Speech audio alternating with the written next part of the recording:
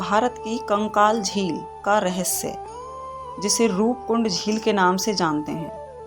आइए जानते हैं एक ऐसी झील के बारे में जो कंकालों से अटी पड़ी है।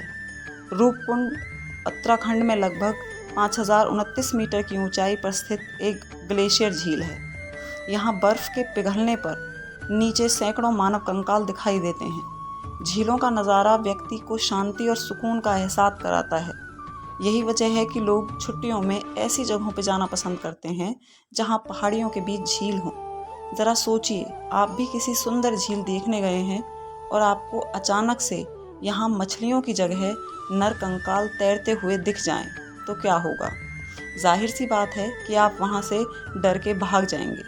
हिमालय के रूपकुंड झील की कहानी कुछ ऐसी ही है। यहाँ एक अरसे से इंसानों की हड्डियाँ बिखरी पड़ी हैं, इसलिए इसे कंकालों वाली झील भी कहा जाता है। तो आइए जानते हैं इस कंकालों वाली झील का रहस्य। बर्फ पिघलने पर दिखाई देते हैं कंकाल। रूपकुंड भारतीय राज्य उत्तराखंड में लगभग 5029 मीटर की ऊंचाई पर स्थित एक ग्लेशियर झील है। जब यहाँ बर्फ पिघलती है तो सैकड़ों मानव कंकाल पानी में और सतह के नीचे तैरते दिखाई देते हैं। झील की खोज पहली बार 1942 में एक गेम रिजर्व रेंजर ने की थी।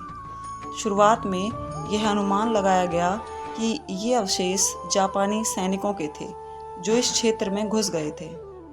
अंग्रेज़ों ने तुरंत एक टीम को यह पता लगाने के लिए भेजा कि ये कंकाल किसके हैं।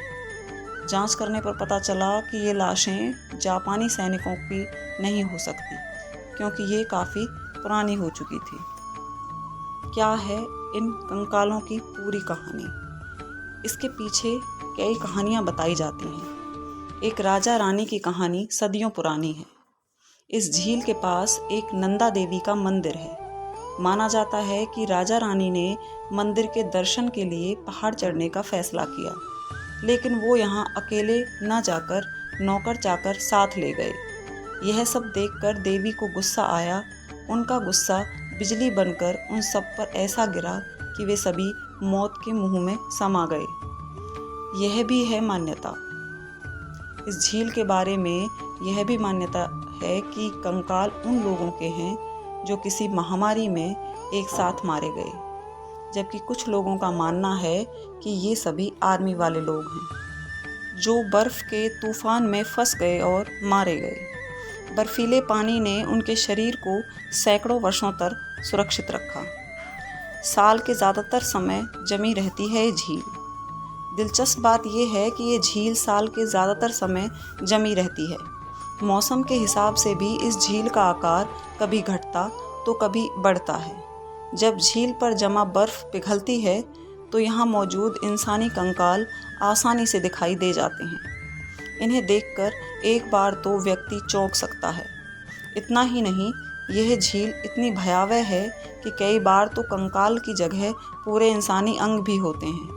इन्हें देखकर वास्तव में ऐसा लगता है कि उन्हें अच्छी तरह से संरक्षित किया गया हो। इस झील में अब तक 600 से 800 इंसानी कंकाल पाए जा चुके हैं। क्या कहती है रिसर्च?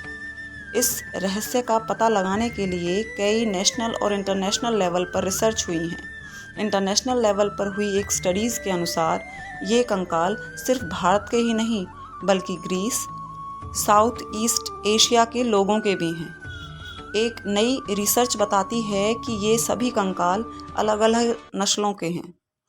इनमें महिला और पुरुष दोनों के कंकाल शामिल हैं।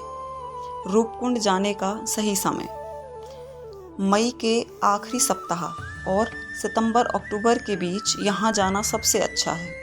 मई की शुरुआत में बर्फ़ पर ट्रैकिंग कर सकते हैं। जुलाई और अगस्त में यहाँ जाने से बचना चाहिए, क्योंकि यहाँ बहुत ज़्यादा बारिश होती है। अक्टूबर के बाद आमतौर पर ठंड के कारण अकेले ट्रैक करना सही नहीं है, जबकि नवंबर के बाद यहाँ पर स्नोफॉल की संभावना रहती है। उस समय यहाँ जाने का कोई फ़ायदा नहीं। रूपकुंड कैसे पहुँचें?